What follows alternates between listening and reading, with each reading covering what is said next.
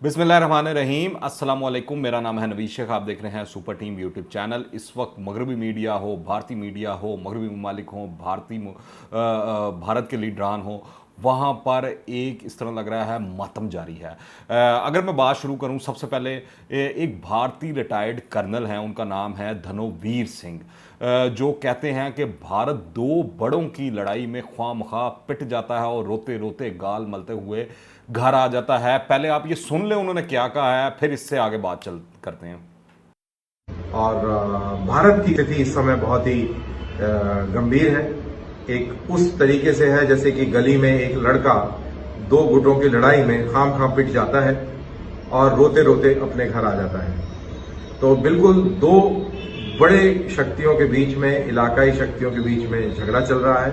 That is Taliban, मैं उसको बड़ी शक्ति मानूंगा, और पाकिस्तान एक तरफ और दूसरी तरफ अमेरिका, अफगानिस्तान की सरकार और सेना, और इनके बीच में लड़ाई चल रही है। और भारत ऐसे ही खाम खाम चाटे चूटे खाकर रोते हुए गाल मलते हुए वापस आ गया है या आने की तैयारी में है।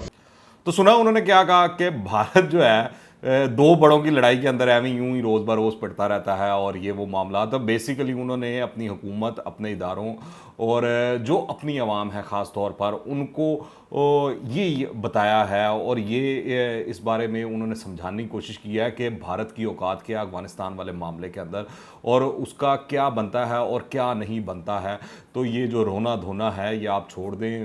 वो बड़ी अच्छी बात है। उन्होंने बड़े अच्छे अल्फाज में और अच्छे अंदाज में समझा दिया है भारतीय मीडिया को भी, और जो ये भारतीय जो रिटायर्ड अफसर और जो ये सहाफ़ी चीख रहे हैं, चिल्ला रहे हैं, और ख़ूब जो है रोदा डाला हुआ उन्होंने।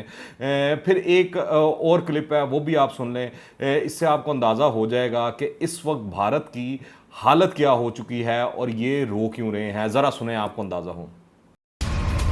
पिछले 2 घंटे से मैंने एक भी बार एक शब्द का नाम का एक शब्द नहीं सुना, वो है भारत।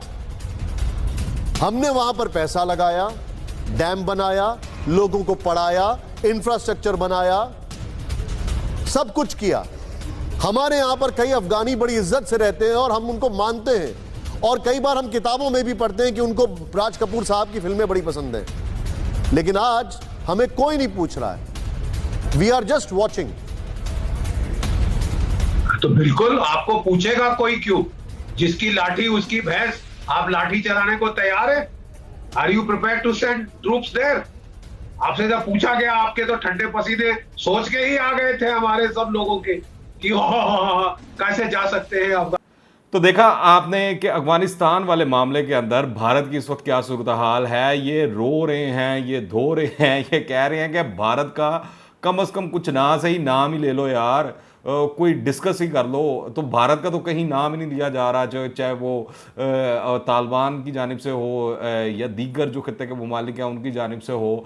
तो दूसरी जानिब जो सुब्रमण्यम स्वामी हैं, इनके एक बहुत मायनाज और पाए लीडर हैं। आप सब भी जानते होंगे उनको, क्योंकि वो बड़े कंट्रोवर्शियल स्टेटमेंट्स देते रहते हैं और ये बड़े बोलते हैं। उनका कहना है कि तालिबान के कंट्रोल पर भारत में हुक्मरान जमात जो है वो घबराहट और बौखलाहट का शिकार हो गई है।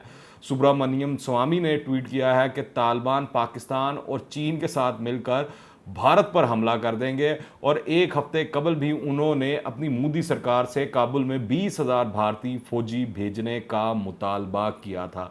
तो आप उनका फ्रेम ऑफ माइंड आप देख सकते हैं, वो किस माइंडसेट के साथ बैठे हुए हैं, वो क्या सोच रहे हैं। इससे आप अंदाज़ा लगा लें। इस वक्त जो है बिल्कुल वार हिस्टेरिया क्रिएट हुआ भारतीय मीडिया के अंदर भी, और जो भारतीय लीडरान हैं, जो भारतीय सियासतदान है। अच्छा, वह मोदी ने सुब्रमण्यम स्वामी की जो है पेशकश को माना नहीं, और जो ऑप्शन उन्होंने दी थी तजवीज़, उसको माना नहीं। अगर वो मान लेते तो आज सुब्रमण्यम स्वामी और मोदी दोनों मिल बैठ के रो रहे होते, बिल्कुल उसी तरह जिस तरह जो दुनिया के दीगर ममालिक के लीडरान हैं वो रो रहे हैं, धो रहे हैं।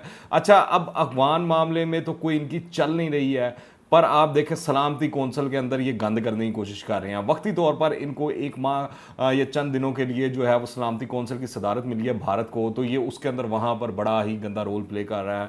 खेलने की कोशिश कर रहा है। गुज़िश्ता इजलास के अंदर भी पाकिस्तान को बोलने की इजाज़त नहीं दी गई थी, पाकिस्तान को अपना मौक़िफ़ देने की इजाज़त नहीं दी गई थी। हालांकि जो अफ़गान वहाँ पर जो था उसके तमाम मुतालबे पाकिस्तान से मुतल्लिक थे कि पाकिस्तान ये करे, पाकिस्तान वो करे, पाकिस्तान ऐसा करे, पता नहीं पाकिस्तान इनके लिए क्या करे। तो इसके ऊपर जो पाकिस्तानी मंदूब है मुनीर अकरम साहब, उन्होंने बड़ा ही तगड़ा जवाब दिया है, बड़ा ही रगड़ा लगाया और उन्होंने बताया कि भारत की औकात क्या है।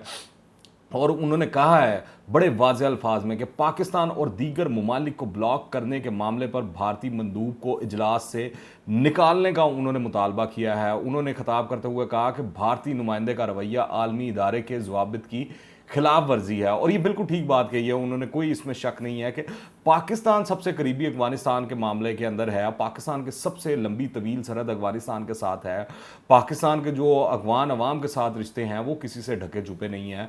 और पाकिस्तान और डिस्कस अफगानिस्तान और पाकिस्तान को ही ना बोलने दिया जाए, ये कोई तुक बनता है। और इस भारतीय रवैये से इंडिया को सलामती कौंसिल की मुस्तकिल नशिस्त ना देने का पाकिस्तानी मौक़िफ़ भी अगर आप देखें तो दुरुस्त साबित होता है। और मुनीर अकरम ने अफगान नुमाइंदे गुलाम असचज़ई को खिताब की इजाज़त देने पर भी भारत को खूब आड़े हाथों लिया। ये वाज़ेह नहीं है कि अभी तक कि इस अफगान नुमाइंदे ने किसकी तरफ से खिताब किया, क्योंकि अशरफ गनी तो वो जा चुका, भगोड़ा हो गया, और वो जितने उसके वज़ीर दिफा हों, बाकी जितने लोग हों, वो भी तमाम जो है अफगानिस्तान से फ़रार हो चुके हैं और वहाँ पर अब नया सेटअप आ चुका है।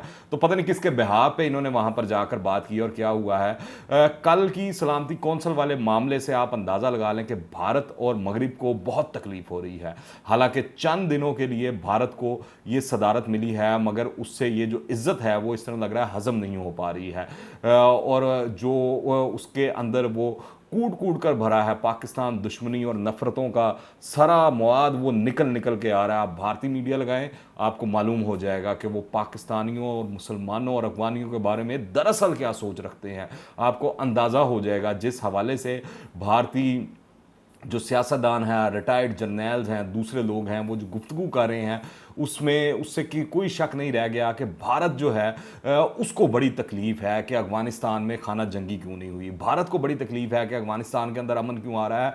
और भारत को बड़ी तकलीफ़ है कि वो जो उसके लाइन से कौंसल खाने थे वो बंद हो गए हैं, उसकी बड़ी उसको मिर्चें लगी हुई हैं। अच्छा, सिर्फ मैं आपको बताऊँ, भारतीय ही नहीं रो रहे हैं, बरतानवी भी रो रहे हैं। मज़े की बात यह है, बरतानवी वज़ीर दिफा जो बेन वेल्स हैं, उन्होंने कहा है कि कुछ लोग अफ़गानिस्तान से वापस नहीं आ पाएंगे, और ये कहते हुए रो पड़े। जी हाँ, बिल्कुल बाकायदा रो पड़े हैं, इमोशनल हो गए हैं। तो इससे आप अंदाज़ा लगा लें कि क्योंकि बरतानिया को तो याद है एक दफ़ा उनको पहले भी अफगानियों ने बड़ी मार मारी है और सारा कुछ किया, और अब दूसरी बार उन्होंने फिर दोबारा मार खाई है नेटो के प्लेटफॉर्म से, अमेरिका की छतर छाया के नीचे। और अमेरिका की तो ऐसी छतरोल हुई है कि सबके सामने है। सच ये है कि अफगानिस्तान के अंदर तालिबान की हुकूमत जो है वो कायम हो चुकी है, इसमें अब कोई दूसरी दो राय नहीं रहेगी। और अब इसके अखलाक की जवाज़ और अदम जवाज़ की बहस जो है, अपनी जो अमलियत और अफादियत है वो खो चुकी है। वो ये बेफजूल किस्म की बहस है, इसके अंदर पढ़ना ही नहीं चाहिए कि अब कौन कबूल करेगा या नहीं करेगा।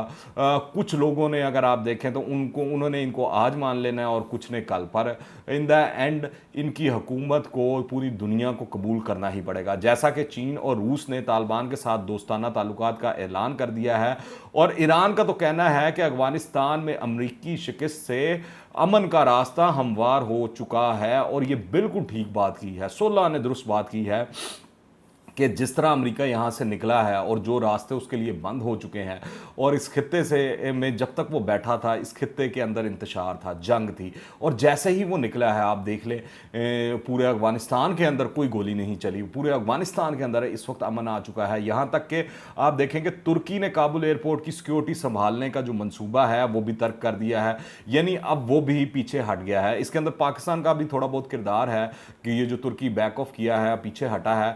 और इस वक्त में एक इंटरेस्टिंग फैक्ट आपको मैं बता दूं, इस वक्त काबुल के अंदर चंद ममालिक हैं जिनके सफारत खाने खुले हैं, जिसमें रशिया है, चाइना है, पाकिस्तान है, ईरान है और तुर्की है। किसकी मदद से? पाकिस्तान की मदद से और उसका लिंक है पाकिस्तान का इस सिलसिले में, जिसकी वजह से तुर्की अपना वहाँ पर सफारत खाना ऑपरेट कर रहा है।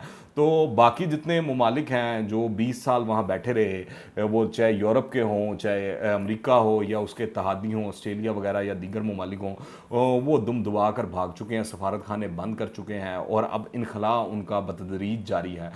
ये जो मगरिब का रोना धोना है कि बंदूक की मदद से इक़्तिदार पर कब्ज़ा जो है वो नाजायज़ है, तो मैं इसके आर्गूमेंट के तौर पर ये बता दूं कि अफ़गानिस्तान के ऊपर अमेरिका ने क्या किया था, बंदूक के ज़ोर पर आया था और हुकूमत बदल ली थी। और इराक़ में जाकर क्या किया अमेरिका ने, बंदूक के ज़ोर के ऊपर, बदमाशी के ज़ोर के ऊपर सद्दाम हुसैन की हुकूमत बदली। लीबिया में क्या किया अमेरिका ने, बदमाशी के ज़ोर पर, बंदूक के ज़ोर पर यह सारा काम किया। तो ये कैसी तब्दीली है जो अमेरिका ने लाने की कोशिश की वहाँ पर। और अब भी आप उधर के हालात देख लें, जब अमेरिका से पहले हालात थे वो बेहतर थे या अब इन ममालिक के हालात बेहतर हैं बंदूक के ज़ोर पर। तो ये जो लॉजिक है जो वो कहा जा रहा है फ़ॉरेन मीडिया में, अमेरिकी मीडिया पे, भारतीय मीडिया के अंदर के तालिबान के हवाले से, तो वो लॉजिक जो है बिल्कुल रद्दी की टोकरी में फेंकने के मेरे ख्याल से काबिल है। जो बाइडन ने नाकामी की जो तमाम जिम्मेदारी है, आप ये देखें कितने आसान फरामोश और मौका परस्त लोग हैं कि जो बाइडन ने जितनी भी ये हार की जिम्मेदारी है, अब वो क्योंकि पाकिस्तान पर नहीं डाल रहा, दीगर ममालिक पर नहीं डाल रहा, वो ऊपर से अमेरिका बहादुर है, चौधरी के मुंह पे थप्पड़ पड़ गया, तो उसने अपनी तमाम तर जिम्मेदारी जो है अफगान फ़ौज पर डालते हुए कह दिया है कि अफगानिस्तान से अमेरिकी फ़ौज की वापसी का फ़ैसला दुरुस्त है, जिस पर मुझको कोई पछतावा नहीं। और अफगानिस्तान को दुरुस्त तौर पर सुपर पावर्स का कब्रिस्तान कहा जाता है, ये चीज़ भी उसने मान लिया जो बाइडन ने। और अफगानिस्तान में जो कुछ हमने गुज़िश्ता 20 सालों में देखा, इससे साबित हो गया है कि वहाँ फ़ौजी ताकत से कोई तब्दीली लाना मुमकिन नहीं है। अमेरिकी सदर जो बाइडन का कौम से खिताब के अंदर उन्होंने ये इतराफ़ कर दिया है कि जो अफगानिस्तान है वो सुपर पावर्स का कब्रिस्तान है। और काबुल एयरपोर्ट की अगर बात करें तो गुज़िश्ता 2 रोज़ से वहाँ पर क़यामत खेज़ मंजर जो है वो दिखाई दे रहा है। लोग चलते जहाज़ों के साथ लटक गए हैं फ़िज़ा से गिरने, और अमेरिकी फ़ौज की फायरिंग से 8 अफराद हलाक हो चुके हैं, पेंटागन ये मान चुका है। और एयरपोर्ट बंद करके अब परवाज़ें वहाँ पर मुअत्तल कर दी गई हैं। पर आप देखें ये एक अलमिया है, अगर आप वहाँ पर गौर करें तो जो अमरीकी हैं वो अफगानियों को पता नहीं लेकर जा रहे हैं या नहीं लेके जा रहे, जो उनकी सारी ज़िंदगी खिदमत करते रहे, गुलामी करते रहे जो लोग, और अब वही जाना चाह रहे हैं अफगानिस्तान से निकल कर।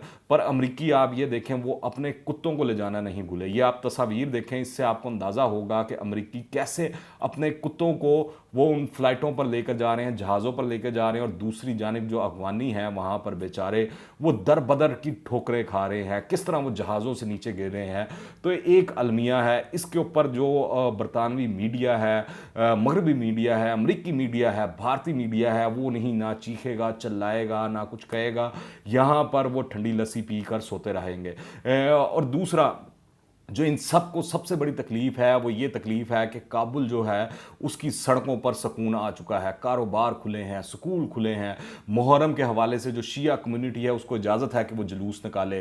जो तालिबान है सिख अमायदीन के साथ भी मिल रहे हैं, दीगर जो लोग हैं उन लोगों से भी मिल रहे हैं। और काबुल के अंदर जो तालिबान हैं वो हॉस्पिटल्स का भी दौरा कर रहे हैं, सबको यकीन दिला रहे हैं। जो ख़वातीन वहाँ पर डॉक्टर्स हैं या नर्सेज हैं उनको भी कह रहे हैं कि आप हमारी माएँ बहनें बेटियां हैं, आप अपना काम जारी रखें, आपको कोई नहीं रोकेगा। उल्टा तालिबान तो सबको सिक्योरिटी मुहैया कर रहे हैं, वो यहाँ तक कह रहे हैं कि किसी को कोई गार्ड रखने की ज़रूरत नहीं है, जो असला है सारा उनको जमा करवाया जाए। ये जो अशरफ गनी हुकूमत ने अवाम को असला ट्रांसफ़र किया था, कहा था कि आप खड़े हो जाइएगा, आप लड़ जाइएगा, मर जाइएगा, तो तालिबान तो उनको सिक्योरिटी मुहैया कर रहे हैं, फराहम कर रहे हैं। वो कह रहे हैं कि किसी को कोई डरने की ज़रूरत नहीं, आपकी जान व माल ज़िंदगी जो है उनके ज़िम्मे है। यहाँ तक कि तालिबान ने लीडरान ने और जो उनके तर्जुमान हैं सुहेल शाहीन, वो कहते हैं किसी तालिबान को इजाज़त नहीं है कि वो किसी के घर में बिला इजाज़त बगैर इजाज़त जा सके और वहाँ पर सर्चिंग कर सके या जो भी मामलात है। और ये देखें कि इनका इंसाफ और निज़ाम अदल कितना तेज़ है कि तालिबान ने लूट मार करने वाले मुसल्लह अफराद के ग्रोह को भी गिरफ्तार कर लिया है और तालिबान के नाम पर लूट मार कर रहे थे और इनकी तस्वीर भी जारी कर दी हैं, वीडियोज़ भी जारी कर दी हैं, सबके सामने ले आए हैं। यहाँ तक कि जो साबिक सदर हैं हामिद करज़ई, उनका कहना है कि तालिबान से मुस्बत बातचीत हो रही है। तो इससे अंदाज़ा लगा लें कि तालिबान किस तेज़ी से लोगों को अपनी तरफ माइल भी कर रहे हैं, कायल भी कर रहे हैं और वो सबको एक इत्तेहाद और जो वो मामला है अफगानिस्तान में अमन के हवाले से, उसके अंदर सबको इकट्ठा कर रहे हैं। दूसरा, एक मैं आपको बात जिक्र करता चलूं कि 4 दहाइयाँ होने को आई हैं कि अफगानों को अमन का एक लम्हा भी जो है वो नसीब नहीं हुआ। अल्लाह करे कि अब ही उन्हें अमन जो है ये मुयस्सर आ जाए। गो कि अफगानिस्तान में अफराद तफरी जो है वो देखने में आ रही है, लेकिन तालिबान की तरफ से जंग बंदी के ऐलान को अच्छी नज़र से देखा जा रहा है। उम्मीद तो यही है कि अब के तालिबान माजी की गलतियाँ नहीं दोहराएंगे और मेरी तो ये दुआ है कि अफगानिस्तान के अंदर अफगान हों, तालिबान हो, अल्लाह इन सब का हामी और नासिर हो और हमारे हमसाए में भी अमन आए। दुआ में याद रखिएगा। अंटिल द नेक्स्ट टाइम, अल्लाह हाफिज़।